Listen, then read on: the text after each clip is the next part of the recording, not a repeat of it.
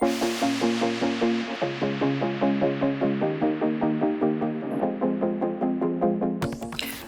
my name is Dr. Sanjay Sharma. I'm a practicing pediatric surgeon here in Bangalore. I see almost about 15 to 20 patients of diabetic foot ulcers every day. In India, it almost takes about 4 to 28 weeks and at sometimes even almost a year for a diabetic foot ulcers to heal. And 20% of these patients who have a diabetic foot ulcer end up in an amputation. So a male patient aged about 62 years came to me. He had an ulcer in the heel, and when I asked about the history, he said that it started off with a small blister in the heel, and he was there in a tier 3 town in Karnataka in India, and it was not managed properly. And that blister turned out to be an abscess, and it was debrided multiple times, as much so that the calcaneum was exposed.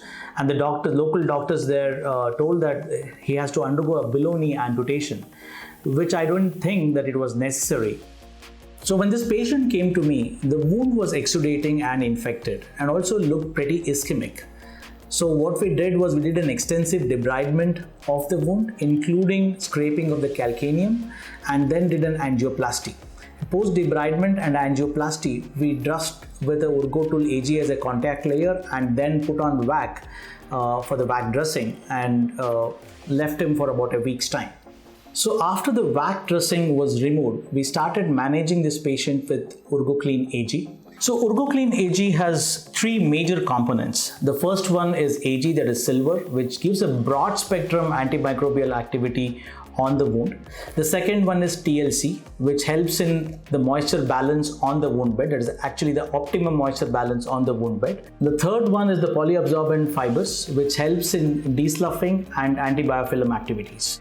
So this UrgoClean AG was used on the patient twice a week initially for the first 4 weeks, and after the 4 weeks I started using them once in a week. Like, it means the dressing change was done once in a week after the 4th week.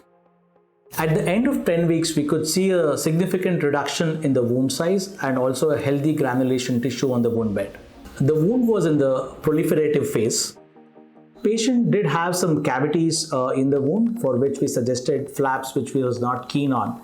So we switched over to artificial dermal matrices, and once the ADM grafts were implanted, then we started using UrgoStart dressings to ensure complete epithelialization of the wound. And all through this process for about 15 to 16 weeks, the patient's foot was completely offloaded. He was not allowed to keep his foot on the floor at all.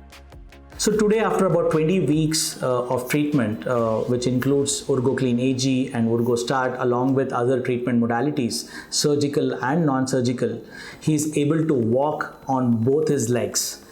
We did prevent an amputation, and thus the mortality of the patient also is being prevented.